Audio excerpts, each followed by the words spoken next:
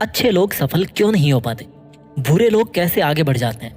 आप अपने सपनों के लिए कैसे बुरे बने?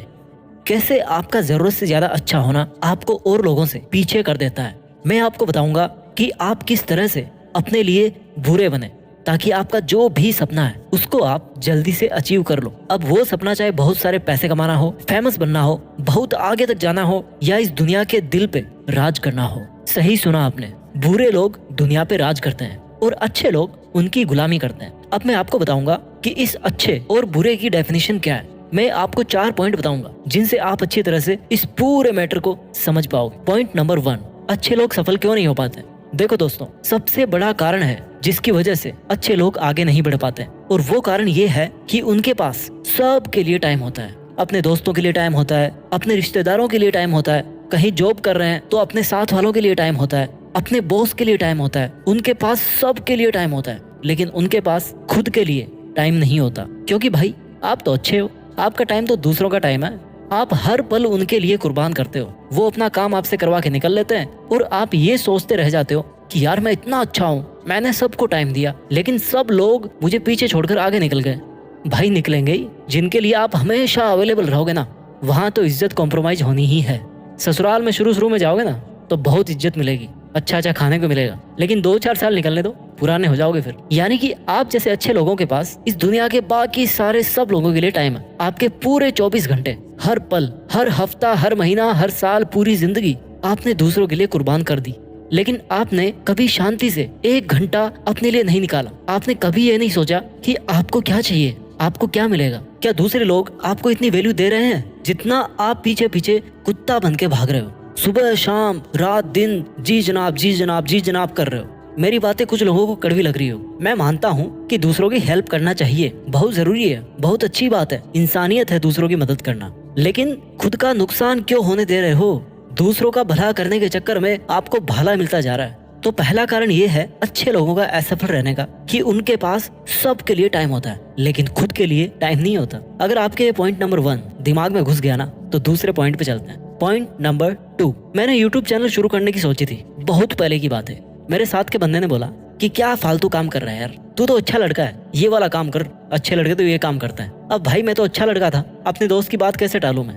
ठीक है भाई, YouTube नहीं चलाता हूँ, मेरा मन कर रहा है पूरी पढ़ाई करके खुद के लिए कुछ अच्छा काम करने का, और मुझे यकीन है कि मैं कर भी लूंगा। लेकिन भाई पूरे रिश्तेदार पीछे पड़े हैं कि तू तो इंटेलिजेंट है, पढ़ाई करके नौकरी लग जाएगा आराम से। अब मैं तो आज्ञाकारी हूँ, ठीक है भाई, इंजीनियरिंग पूरी नहीं करेंगे, इसलिए नहीं छोड़ेंगे इंजीनियरिंग को कि हम चाहते थे, बल्कि इसलिए छोड़ेंगे कि कोई और चाहता था कि हम वो काम ना करें, ये काम करें। और वो दूसरा क्यों चाहता था?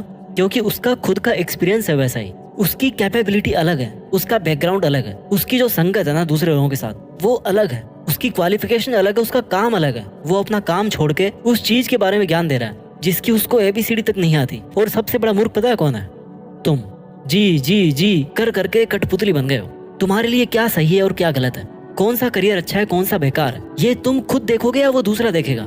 मन कर रहा है फिटनेस बनाने का, कोई इंसान आके बोल दिया कि यार ये जिम फिम क्या कर रहा है, सब बेकार, इससे अच्छा रनिंग कर लिया कर। अबे उसको पूछो कि तू कभी गया है जिम, जाके महसूस किया है कैसा लगता है पसीना बहाने में? लेकिन उससे ज्यादा बेवकूफ हो तुम। क्यों? क्योंकि भाई तुम तो अच्छे हो, तुम कैसे टाल सकते हो किसी की बात? तुम्हें उसकी बात माननी ही पड़ेगी। किसकी बात माननी पड़ेगी? जिसको ABCD नहीं आती तुम्हारे फील्ड के बारे में, जो तुम्हारे इमोशन को, तुम्हारे पैशन को बिल्कुल भी फील नहीं कर सकता। वो बंदा तुमसे कुछ भी करवाएगा और तुम कर भी दोगे। तुम्हारा मन कर रहा है कि आज मैं अपनी केमिस्ट्री की बुक खत्म करूंगा, लेकिन तुम तो अच्छे हो भाई, अपने दोस्त की रिक्वेस्ट कैसे टाल सकते हो? उसका मूवी देखने का प्लान है, जाओगे साथ में। घुसा दिमाग में पॉइंट नंबर 2, मेरे भाई तुम अच्छे होकर इसलिए आगे नहीं बढ़ पा रहे हो क्योंकि तुम्हारा ये अच्छापन तुम्हें खुद के डिसीजन पे स्टैंड करने से रोक रहा है। तुम्हारे निर्णय का वाष्पीकरण हो जा रहा है। वो कपूर की गोली आती है ना, पता ही नहीं लगता, कुछ दिन के बाद अपने आप उड़ जाती है हवा में। वैसा माहौल जमा रखा है तुमने अपनी लाइफ में। पॉइंट नंबर 3, मेरी स्कूल में एक लड़का था, स्कूल में सबसे ज्यादा कांड वही करता था, और जिस दिन रिजल्ट आता था उस रिजल्ट की लिस्ट में कभी भी वो टॉप 3 से नीचे नहीं आता था। पता नहीं यार पढ़ता कब था वो। और उसके साथ में जितने भी और स्टूडेंट थे वो लटक जाते थे पीछे। और जिस दिन रिजल्ट आता था ना, उससे सबको बहुत जलन होती थी कि यार ये पता नहीं इसकी किसी टीचर से सेटिंग है, जितनी मस्ती मैं करता हूँ उससे दुगनी मस्ती करता है ये। हम इसके हर अच्छे और बुरे काम में साथ रहते हैं, इसके हर कांड में हम साथ रहते हैं, लेकिन ये ना रिजल्ट में हमारे साथ नहीं रहता। वो लड़का क्या था ना, कभी भी शो नहीं करता था, उसको लोग बुरा मानते थे। लेकिन वो घर जाके पूरी रात मेहनत करता था और दिन में लाइफ के मजे लेता था। तुम सो जाते थे रात को, लेकिन वो बंदा पढ़ता था। अगर आप स्टूडेंट हो तो आपकी क्लास में या आपके स्कूल में ऐसे कुछ लोग मिल जाएंगे जिनको आप बहुत कम बार पढ़ाई करते हुए देखोगे। आपको लगेगा कि यार ये बंदे अच्छे नहीं है, लेकिन जब रिजल्ट आएगा ना तो वो टॉप पे बैठे मिलेंगे आपको। वापस अपने टॉपिक पे आते हैं कि आप जैसे अच्छे और सिंसियर और मेहनती लोग सफल क्यों नहीं हो पाते। क्योंकि भाई जैसे वो लड़का दिन भर मस्ती करके रात को अपनी मेहनत करता था, वो किसी से पूछता नहीं था कि उसको क्या करना है, उसका प्लान क्या है। वो ना किसी के सामने जिक्र करेगा कि वो क्या कर रहा है, क्या नहीं कर रहा, ना कभी किसी से सलाह मांगेगा। आप केवल उसको इस चीज से जज कर रहे हो कि यार ये लड़का तो अच्छा नहीं है, उल्टे सीधे काम कर रहा है, बुरा लड़का है, लेकिन प्रोग्रेस ही करता है। और आप क्या करोगे, इसका उल्टा करोगे। आप सबके सामने मेहनत करोगे, उनको दिखाओगे कि आप मेहनत कर रहे हो, पढ़ोगे लिखोगे, अपना काम ईमानदारी से करोगे। लेकिन जब भी आप अकेले पढ़ जाओगे तो फिर आप कुछ नहीं करोगे, मोटिवेशन जीरो। आप दूसरों के सामने इसलिए मेहनत करोगे क्योंकि आपको उनकी नजर में अच्छा बनना है, क्योंकि आप अच्छे हो। खुद की नजर में चाहे उनके पीठ पीछे सो रहे हो, कंफ्यूज घूमते रहो। तो तीसरे पॉइंट का मीनिंग ये है कि अच्छे होकर भी आप सक्सेसफुल इसलिए नहीं बन पाते क्योंकि आप अपने अच्छेपन के चक्कर में केवल तब ही अपनी अच्छाई का शो ऑफ करते हो जब सब आपके सामने होते हैं, आसपास होते हैं। जबकि होना क्या चाहिए, सबके सामने तो मेहनत करनी है, लेकिन जब अकेले रहोगे तो डबल मेहनत करनी है, ताकि लोग आपके बारे में भी ये बोले कि यार ये इतना तो कोई खास था नहीं, बट इसने ऐसा कैसे किया। बट उनको क्या पता कि जो सफलता रातों रात मिलती है, उस सफलता के पीछे कई रातें होती है जो नहीं सो पाने की वजह से बदनाम होती है। पॉइंट नंबर 4 सबसे जरूरी, जो अच्छे लोग होते हैं ना, उनको सब कुछ सिक्योर चाहिए, सब कुछ सेफ चाहिए, उनको सब कुछ गारंटीड चाहिए। उनको लिखित में चाहिए कि मैं इस काम को तब ही करूंगा जब मुझे इस काम पे 100% भरोसा होगा कि ये काम सक्सेसफुल रहेगा, ये आइडिया काम करेगा। क्योंकि भाई आप तो हो अच्छे इंसान, आप एक कदम भी अपनी थॉट्स की सिक्योरिटी से बाहर नहीं रखना चाहोगे। आपकी जो रिस्क टेकिंग कैपेबिलिटी है ना, वो हो गई है जीरो। कुछ नया नहीं कर रहे, कुछ एडवांस नहीं कर रहे, क्योंकि आपको तो इसी काम में अच्छा रहना है। अब भले ही उस काम में आप 50 साल तक ऐसे पड़े रहो, उधर से आपकी अंतिम यात्रा निकल जाएगी।